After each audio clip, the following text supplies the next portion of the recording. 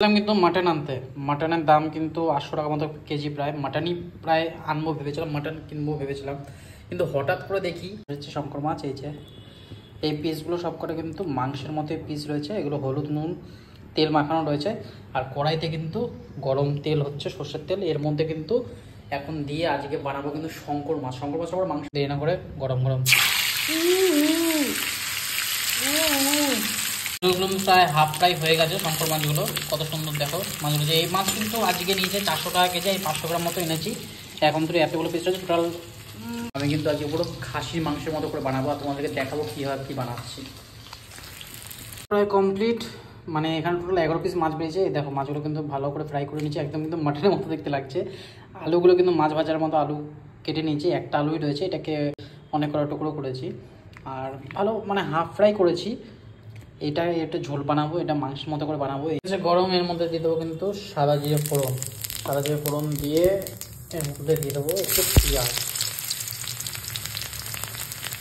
যা হয়ে গেছে দেবো হচ্ছে কিন্তু যেটা আমি বেটে রেখেছি, এটা এখানে রয়েছে কিন্তু আদা রসুন টমেটো আর শুকনো লঙ্কা পেস্ট রয়েছে এখানে। শুকনো লঙ্কা না, মানে সবুজ লঙ্কা লাল হয়ে গেছে, সেই লঙ্কাগুলির পেস্ট বানিয়েছি। এটা এখন দিয়ে দেবো এর মধ্যে।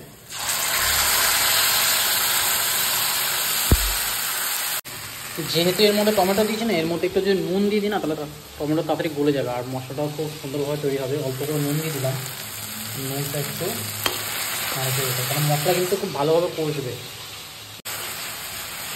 লাল লঙ্কাগুলো কিন্তু এখন তো দিনই কোনো মশলাই দিইনি, মশলা কী কী দেবো সেটা তোমাদেরকে দেখাবো। দেখা যাচ্ছে তেলটা কিন্তু ওপর দিয়ে ছাড়া শুরু হয়ে গেছে। এখন কিন্তু সামান্য কিছু মশলা দেবো। মশলার মধ্যে রয়েছে কিন্তু এখানে হলুদ গুঁড়ো রয়েছে, জিরার গুঁড়ো অল্প অল্প পরিমাণ দেবো, বেশি আমি মশলা খাই না, আর তোমরা মশলা অ্যাভয়েড করো। আর লঙ্কার গুঁড়ো তো একদম অল্প থেকে, এটা কাশ্মীরি লঙ্কার গুঁড়ো রয়েছে, এটা জাস্ট একটু কালার হবে সেই জন্য কিন্তু দেওয়া। কষাবো, কষানোর পরে কিন্তু এটা জল দিয়ে দেবো। জল দিয়ে দিয়েছি আর ফোটাফুটিও চালু হয়ে গেছে, ওর থেকে ছেড়ে দিয়েছে, কিন্তু পুরো দমে রেডি। কালারটা জাস্ট দেখো, তেলটা কীভাবে ছেড়েছে আর কত সুন্দর কিন্তু হয়েছে।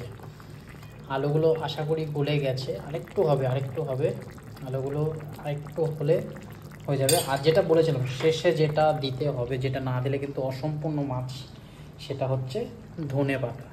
ধনে পাতার এখন যেহেতু অনেক দাম জানি, আমি 10 টাকা দিয়েই নিয়েছি, খুব একটা দাম না, 10 টাকা দিয়েই নিয়েছি। 10 টাকা দিয়ে ঝিঝি করে কেটে নিয়েছি, এটাই উপর দিয়ে ছিটিয়ে দেবো। এই ধনে পাতা দিলে কিন্তু এর স্বাদ আর গন্ধ দারুণ হয়ে যাবে, দারুণ। এটা আরেকটু, আর 5 থেকে 7 মিনিট ফোটালেই হয়ে যাবে। মাছ তো হয়ে গেছে, আলুটা একটু জাস্ট গলবে, আলুটা গলে গেলে ভালো হয়।